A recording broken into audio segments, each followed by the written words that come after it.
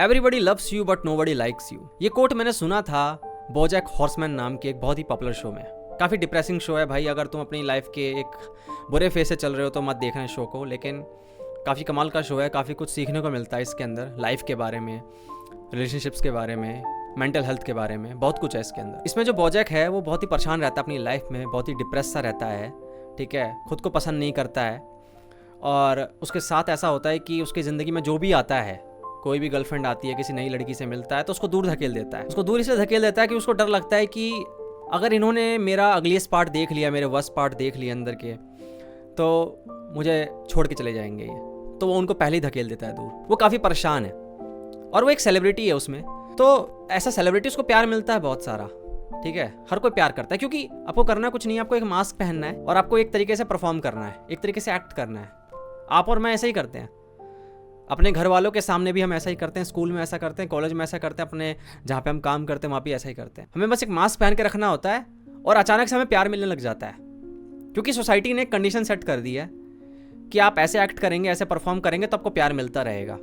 और हमारी कंडीशनिंग उस तरीके से हो गई है, हमारा ब्रेन उस तरीके से काम करता है, हम डिसीजन वैसे लेते हैं, हम बोलते वैसे, हम एक्ट वैसे करते हैं, चलते वैसे हैं, बैठते वैसे हैं जैसे सामने वाले को चाहिए, जैसे इस समाज को चाहिए। और समाज बदले में क्या करता है, कहता लो हम आपको एक्सेप्ट करते हैं और आप हमसे प्यार करते हैं। बट बोजैक कहता है कि ये प्यार जो है ये तो मिल जाता है आपको, क्योंकि आप एक परफॉर्मेंस दे दो आपको मिल जाएगा प्यार मास्क पहनने पे। बट क्या हो अगर तुम अपने अंदर की जो डार्कनेस है उसको दिखा दो सोसाइटी के आगे।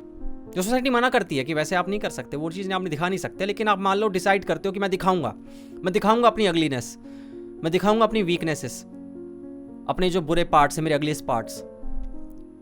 तब देखना आप, तब लोग कैसे रिएक्ट करते हैं, तब लोग आपको छोड़ के चले जाएंगे। बोजैक कह रहा है ये, क्योंकि बोजैक को लगता है कि जैसे आपने वो मास्क उतारा, एकदम से उनके चेहरे देखना, उनके हाव भाव देखना, कैसे वो दूर भागने लगेंगे। एक काम कर, अपनी गर्लफ्रेंड को जाके बताना कि तुम कैसा फील करते हो, तुम कैसे इनसिक्योर फील करते हो कि भाई मुझे डर लगता है कि तू मुझे छोड़ के चली जाएगी।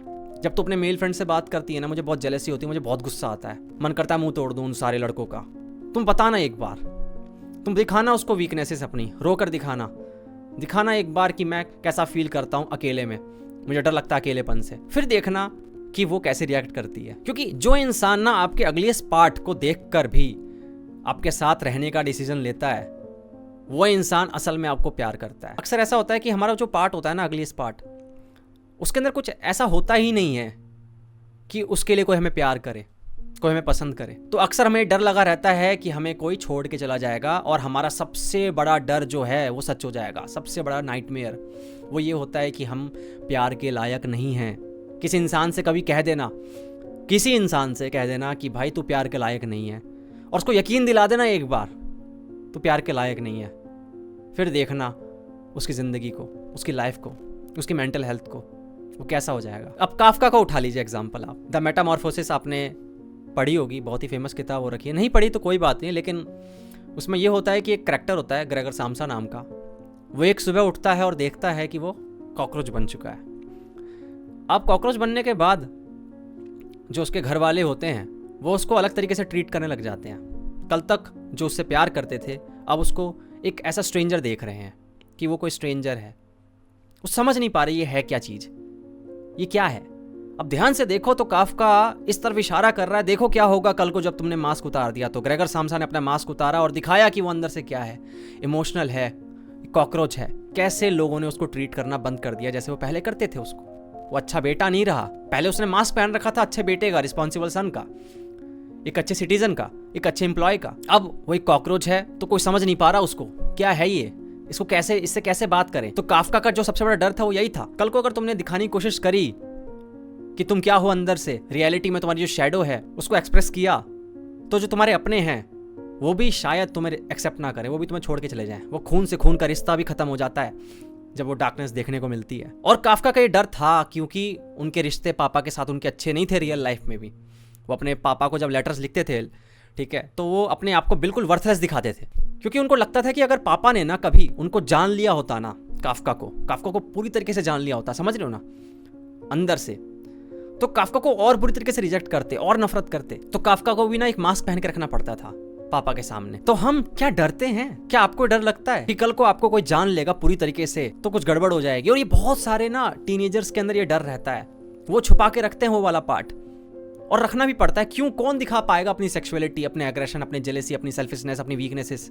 कैसे दिखा पाओगे वो डिजायर्स को जिसको देख कर लोग घिन करते हैं? तो सबसे जो खूबसूरत बॉन्डिंग बनती है ना आपकी किसी इंसान के साथ, वो जब बनती है जब आप अपनी शैडो उसके सामने दिखाओ और वो आपकी शैडो को देख के बोले ये तो भाई बढ़िया है, ये भी बढ़िया है, तेरा वो वाला पार्ट भी अच्छा था और ये वाला पार्ट तो और अच्छा है। उससे ज्यादा कमाल की बॉन्डिंग कहाँ बन सकती है? लेकिन हम सब के अंदर ये फियर रहेगा हमेशा, fear of rejection, fear of judgement, है ना, फियर ऑफ आइसोलेशन, कि मैं अकेला पड़ जाऊंगा यार अगर इन्होंने मेरा वो वाला पार्ट देख लिया तो तुम अपनी गर्लफ्रेंड से भी मिलते हो, अपने किसी भी इंसान से मिलते हो, किसी भी रिश्ते में हो आप, वहां आपको ये पार्ट छुपा के रखना पड़ता है। तो क्या सॉल्यूशन है इस चीज का? सॉल्यूशन क्या है? कार्ल यूंग कहते हैं कि सबसे पहले तो भाई आपको कंफर्टेबल होना पड़ेगा अपने साथ, अपनी शैडो के साथ। सबसे पहले तो ये कैटेगराइज करना बंद कर दो, ये बुरा है, ये अच्छा इमोशन है या बुरा है।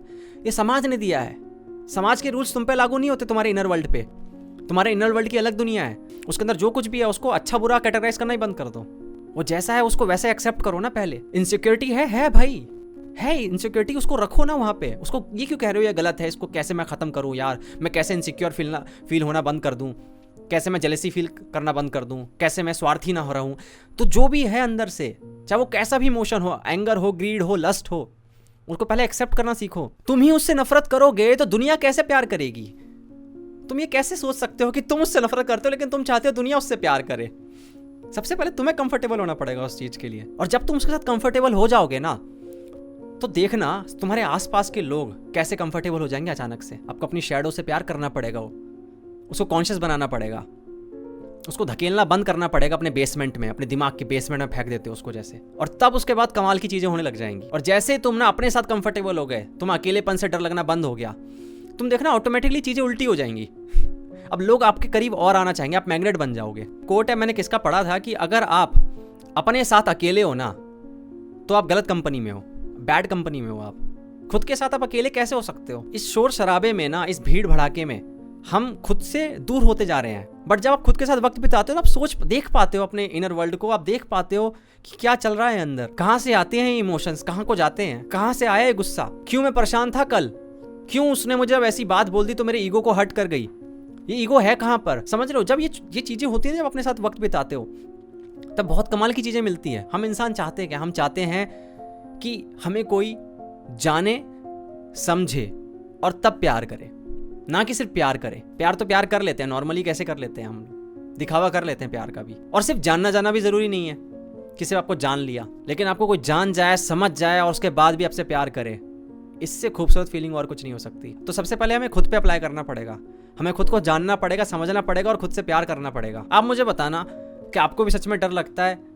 जब आप किसी के सामने अपने आप को एक्सप्रेस कर रहे होते हैं? कभी किसी से मिलते हैं तो आप कॉन्स्टेंटली मेजर कर रहे होते हैं कि यार मैं क्या बोलूँ, इस तरीके से बोलूँ क्या, मैं इस तरीके से रिप्लाई करूँ क्या, इससे ये क्वेश्चन पूछूँ क्या, यहाँ पे हंस दूँ क्या।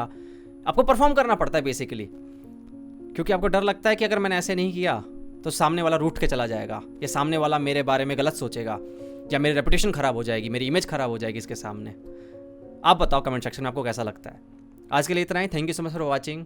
मिलते अगली वीडियो में, तब तक के लिए ध्यान रखो। Good bye.